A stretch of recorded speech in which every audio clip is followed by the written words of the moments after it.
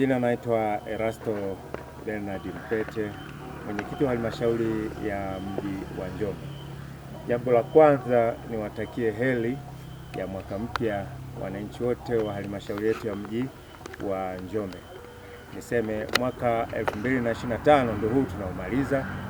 Mambo kadha wa kadha tumefanya kwa maana upande wa serikali na sisi wananchi kwa ujumla, lakini kizungumzia kwa maana halmashauri katika miaka mitano kikubwa ambacho tumekifanya ni kuweza kuongeza mapato ya halmashauri ya mji wa Njombe. Tulivyoanza mwaka 2021 bajeti yetu ya mapato ya ndani ilikuwa ni bilioni 4, lakini tunapokuja kumaliza baada ya miaka mitano bajeti ya mapato ya ndani na makusanyo kwa ujumla yameweza kupanda kutoka bilioni 4 bajeti ya 2021 mpaka kuweza kufikia bilioni 8 kwa makusanyo ya mwaka huu wa fedha uliopita. Kwa hiyo haya tunasema ni mafanikio makubwa kwa sababu ni ongezeko karibu la 100%. Sasa hiyo ilikuwa mwaka 2025. Sasa tunakwenda mwaka 2026. Jukumu letu sote kwa pande zote mbili, serikali na wananchi, ni kuwajibika, kuongeza wajibikaji katika shughuli mbalimbali za kujiletea maendeleo. Sisi wenyewe kama jamii ya Wananjombe, kwa maana halmashauri ya mji wa Njombe, lakini sisi kama halmashauri ya mji wa Njombe.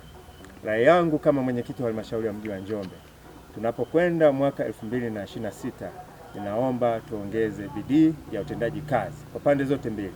Watumishi wa halmashauri ya mji wa Njombe wote kwa ujumla, kuanzia mkurugenzi na watumishi wote ngazi ya halmashauri, ngazi za kata mpaka vijiji, na wananchi wote kwa ujumla. Maendeleo yanapatikana kutokana na ushirikiano. Kwa rai yangu niombe sana wananchi na watumishi wote tuweze kushirikiana vizuri. Uwajibikaji ni jambo muhimu sana kwa kila wananchi, kwa kila mtumishi. Nikianza kwa mfano sekta ya afya, kuna changamoto kubwa ambayo ipo ya mama na mtoto.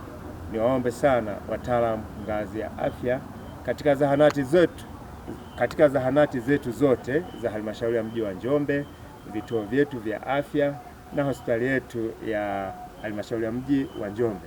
Niwaombe sana wataalamu wote kujikita kuhakikisha kwamba tunatoa huduma ipasavyo ili kuweza kuwasaidia hawa kina mama wajawazito, kuweza kuwasaidia watoto wanaozaliwa na mama mwenyewe ambaye anajifungua. Basi nitoe wito kuhakikisha kwamba wataalamu, madaktari, wauguzi, watumishi wote wa afya katika halmashauri yetu ya mji wa Njombe kwa mwaka huu 2026 tuongeze uwajibikaji. Sisemi katika maana hatukuwajibika visivyo. Wapo ambao ilikuwa ni changamoto, lakini wapo ambao wamefanya kazi vizuri. Kwa hiyo rai yangu kwa wale ambao hawakufanya kazi vizuri, tubadilike. Nitakuwa tofauti kidogo na miaka iliyopita. Mfumo wangu nitakao kwenda nao kwa mwaka 2026 ni tofauti na 2025. Kwa hiyo naombe watumishi wote tuweze kushirikiana vizuri kwa ajili ya kusukuma gurudumu la maendeleo ndani ya halmashauri yetu ya mji wa Njombe. Miradi mbalimbali ambayo ilishaanza kutekelezwa na sasa bado inaendelea kutekelezwa. Mpongeze sana Mheshimiwa Rais Daktari Samia Suluhu Hassan kwa juhudi kubwa ambazo ameonyesha katika kipindi chake cha miaka iliyopita. Kwa halmashauri yetu ya mji wa Njombe tumeweza kuona manufaa mengi. Kuna shule za sekondari 4 tayari zimeshaanza, tukianza na shule ya sekondari mchepuo wa amali pale Magoda sekondari, lakini tukianza au tukielekea katika shule ya Lunyanyo ambayo ndio iliyokuwa kwanza kujengwa, lakini tuna sekondari yetu ya Wikich ambazo tayari zimeshaanza kufanya kazi, lakini tunategemea au mnafuata kuna sekondari 2 ambazo zinaenda kutekelezwa, ikiwa ni pamoja kata ya Ihanga na kata ya Utalingolo. Lakini mpongeze sana Mheshimiwa Rais kwa juhudi kubwa ambazo amezifanya. Tuna kituo cha afya kipya kabisa ambacho kimetokana na tozo za simu. Tozo za simu zimeweza kutusaidia. Kituo cha afya Luponde ambacho kimeshakamilika, tuko hatua za mwisho, ni kama kiko 99%. Lakini pamoja na hayo, nipongeze halmashauri ya mji wa Njombe kwa ujumla kwa kushirikiana. Tumeshirikiana sote, nikiwa kama mwenyekiti wa halmashauri pamoja na madiwani, mkurugenzi na wataalamu wote. tumeweza kukamilisha vituo vya afya viwili, kituo cha afya Kifanya lakini na kituo cha afya cha Makoo. Lakini pamoja na hayo tumeweza kujenga kituo cha afya cha Mji Mwema ambacho kimekamilika na kimeshaanza kutumika, ikiwa ni pamoja na kituo cha afya cha Lukonde. Lakini sasa hivi mradi unaoendelea katika vituo vya afya manake ni kituo cha afya cha kata ya Iwungilo ambacho tunasema kimekamilika kwa 90%. Miradi mbalimbali imefanyika na hii na mingine bado inaendelea kufanyika. Kwa hiyo tuombe ushirikiano. Wito wangu mkubwa, tushirikiane wananchi wote pamoja na watumishi. Uwajibikaji, utekelezaji wa shughuli kwa kadri ya kila mmoja anapotakiwa kuwajibika, hilo ndio litakaloleta tija. Tusifikie mahala kuanza kutofautiana kwa sababu ya watu wengine hawawajibiki. Kwa rai yangu ni kuomba ushirikiano. Na mfumo wangu tutakaofanya nao kazi pamoja na kushirikiana madiwani wenzangu kwa mwaka huu wa fedha 2025/26 tunaomalizia, tutakwenda na mfumo tofauti. Tutatembelea vituo vya afya vyote, tutatembelea zahanati zote, huo ni upande wa afya. Hivyo hivyo tutatembelea sekondari zote, ikibidi na shule za msingi, ili kukidhi hali halisi ya maendeleo yanayotakiwa kwa wananchi, ili tuweze kumunga mkono Mheshimiwa Rais na serikali ya Jamhuri ya Muungano wa Tanzania kwa juhudi kubwa ambayo inafanya, tukishirikiana na Mheshimiwa Mbunge Deodatus Philipo Mwanyika. Kwanza nimpongeze mkurugenzi na timu yake, lakini wapongeze pia madiwani wenzangu. Kwa kipindi cha miaka 5 iliyopita, kama nilivyosema, tumeweza kufanya vizuri katika ukusanyaji wa mapato.